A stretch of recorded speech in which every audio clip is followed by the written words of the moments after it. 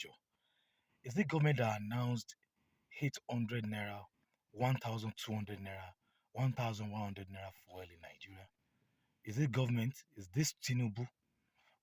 Sometimes we shift all the blames on the government and neglect the problem that even we, the citizen, are causing ourselves.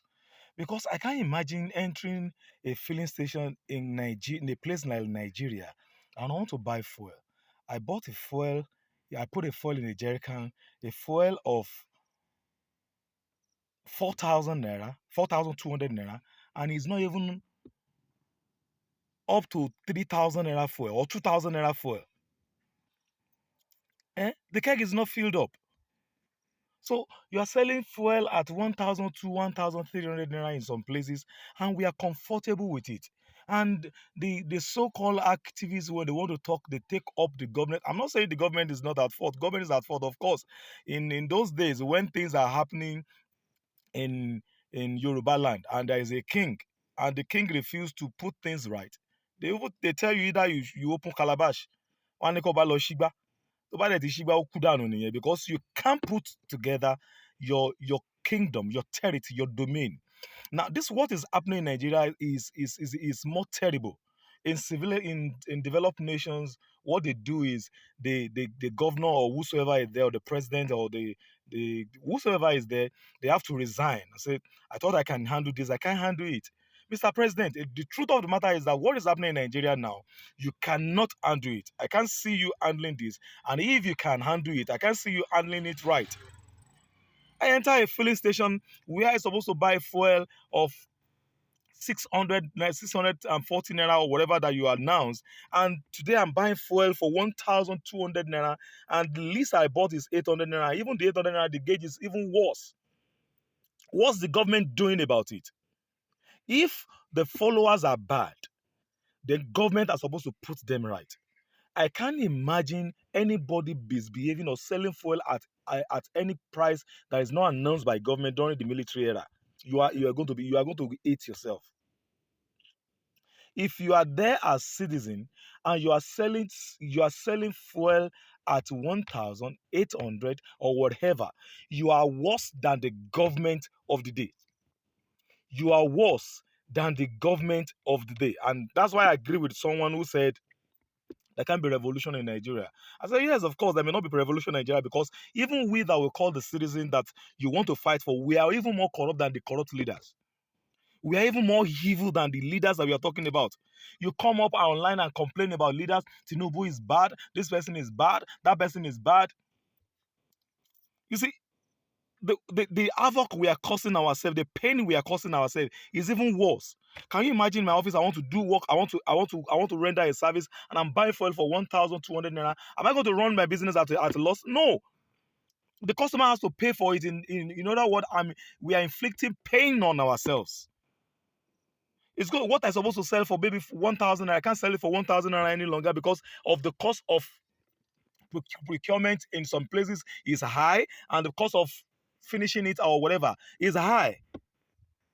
So people that are coming for the services are paying higher, pains everywhere, poverty everywhere. What we are even causing is even worse. Please, let's get it right. If we can get it right, it will become very difficult. I can assure you that it will become very difficult for the government to misbehave. The problem of in Nigeria is not leadership problem. If the leadership are bad and the followership and the citizens are good, I can bet it with you that it will be very, very hard for that leader to be on that seat. It will be very, very hard. Why is it possible for them to be wherever they are? It's because we are bad. You can imagine in Kogi, they said the governor, the ex-governor there, paid 750,000 naira for school fees or for some people, and the EFCC were looking for him. And the citizen in which he used their destiny for the destiny of his own children, or maybe 3 or 4 or 5 children, they are coming out to fight for him. Shame on all of you. To fight for who? Somebody that you should be the one looking for him, dragging him out on the street. You are not defending him. Defending him for what? Defending him for what? Defending Yahaya Bello for what? Someone that is accused of stealing over 80 billion naira. Do you know what 80 billion naira can do in Kogi State? Do you know what it can do for you as a person? Do you know how many schools it can build? Do you know how many hospitals it can put in place? And you're not defending him, fighting for him. For what? The problem in this country is not just leadership problem. It is very clear now that even we, the followers and the citizen, we are one of the major problem of this country. And until we get things right, things will never go right with us. Things will never go well with us in Nigeria. Until we get this right, until we ourselves will start fighting for ourselves, until we ourselves will start dragging the government with a clean and a pure hand, not just with a hand that is full of dirtiness, not just with a hand that even we ourselves we cannot come out straight and say we are good. The problem we are having in Nigeria is a socialist problem. The rich are oppressing the poor. The rich oppressing the poor. And even if at that, instead of you rising up to the challenge and making sure that you fight for yourself and get out of this slavery, you yourself, you are inflicting the same pain on each other. What nonsense. Pastors cannot talk again. If they talk, you take them up. Imam cannot talk again. If they talk, you take them up. You silence everybody. The activists or whatsoever that are in town. Anytime they talk, the next thing is attempt on their life.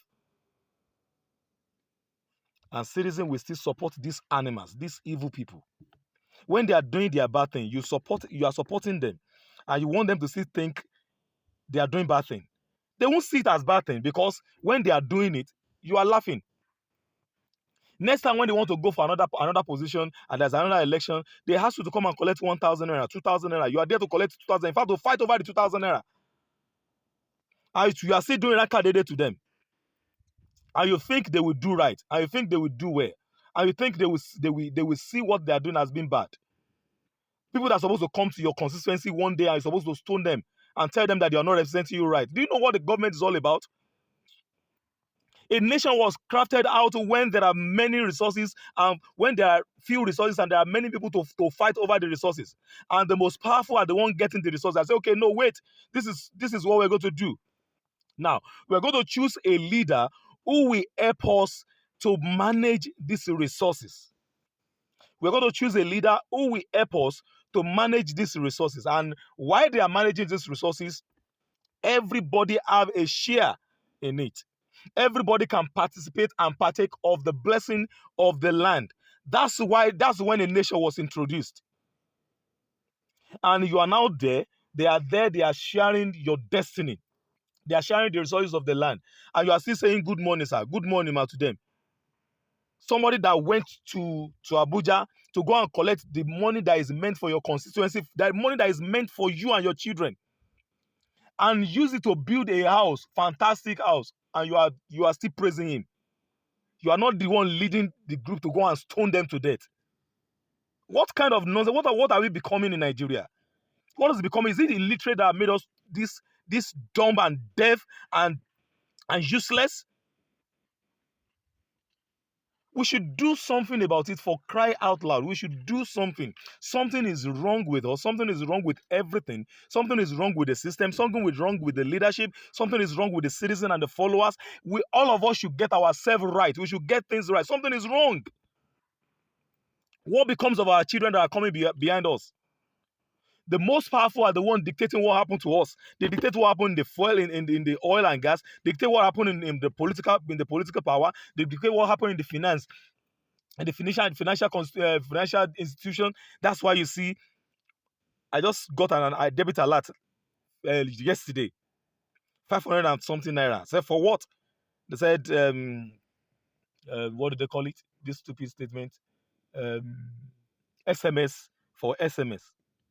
So if I put my money in your bank, what is my gain? So they put themselves there to enslave us. They will collect our money, use our money to do business, to do both local business and international business. At the end of the day, they will still, if you complain in bank, they will put something so tiny in their form that you feel to enslave you. And we are not saying it that something is terribly wrong about Nigeria. All of us put together, shame on us. Shame on us. If we cannot do anything, if the religious leader cannot rise up, if the the leaders in different the kings and the rulers in their whole capacity cannot rise up to say the truth to the face of leaders in Nigeria, then shame on all of you. Nonsense.